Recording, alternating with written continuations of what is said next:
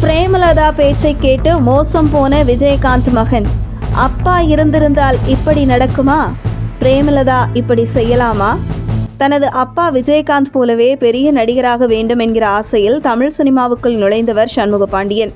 சகாப்தம் என்ற படம் மூலம் 2015ஆம் ஆண்டில் தமிழ் சினிமாவில் நாயகனாக அறிமுகமானார். அதன் பிறகு மதுரவீரன் என்ற படத்திலும் சண்முக பாண்டியன் நடித்தார். ஆனால் இந்த 2 படங்களுமே எதிர்பார்த்தபடி ஓடவில்லை. அப்பா விஜயகாந்துடன் இணைந்து தமிழன் என்ற சொல் என்கிற படத்தில் சண்முக பாண்டியன் நடித்தார்.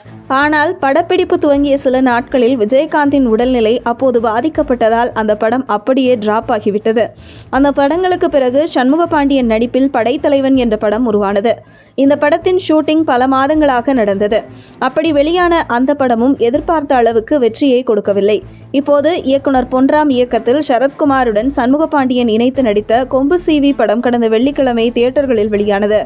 இந்த படத்திற்கு ஆரம்பத்தில் பாசிட்டிவான விமர்சனங்கள் வந்ததால் கண்டிப்பாக சண்முக பாண்டியனுக்கு இது ஒரு சூப்பர் ஹிட் படமாக அமையும் என்று எதிர்பார்க்கப்பட்டது.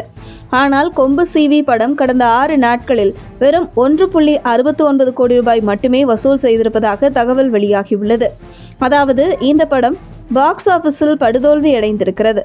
இந்த படத்தின் கதையை கேட்டபோது சண்முக பாண்டியனுக்கும் நடிக்க விருப்பமில்லைதான். ஆனால் அம்மா பிரேமலதா நாம் இதுவரை கேட்ட கதைகளில் இதைத்தான் நன்றாக இருக்கிறது என்று சொல்லியிருக்கிறார். மேலும் சண்முக பாண்டியனின் தாய் மாமா LK சுதீஷும் வற்புறுத்தவே இந்த படத்தில் சண்முக பாண்டியன் நடித்திருக்கிறார். ஆனால் படத்தை பொறுத்தவரை முழு அளவில் தன் உழைப்பை அவர் தந்திருக்கிறார்.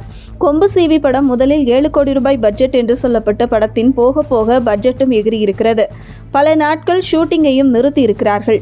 படம் முழுமையாக எடுத்து முடிக்கும் போது 20 கோடி ரூபாய்க்கு மேல் செலவாகிவிட்டதாக சொல்லப்படுகிறது. ஒரு கட்டத்தில் இவ்வளவு செலவு செய்து படத்தை எடுக்க வேண்டுமா என்று தயாரிப்பாளர் யோசித்திருக்கிறார்.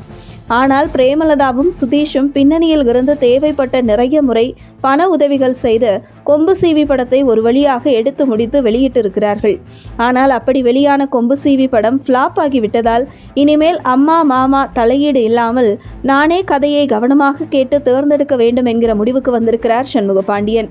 நடிகர் விஜயகாந்தை பொறுத்தவரை ஆரம்பத்தில் அவரும் பல படங்களில் சின்ன சின்ன கேரக்டர்களில் 2 அல்லது 3 ஹீரோக்கள் நடித்த படங்களில் நடித்தார்.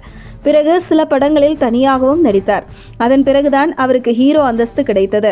பிறகு பல வெற்றி படங்களை தந்து முன்னணி நட்சத்திர நடிகராகவும் மாறினார். விஜய், அஜித் குமார், தனுஷ் என பல ஹீரோக்களின் ஆரம்பகால சினிமா பயணம் சற்று தொய்வாக தான் இருந்தது. பிறகு அவர்கள் உச்சம் தொட்டார்கள் என்று கேப்டன் ரசிகர்கள் சண்முக பாண்டியனுக்கு ஆறுதல் கூறுகிறார்கள்.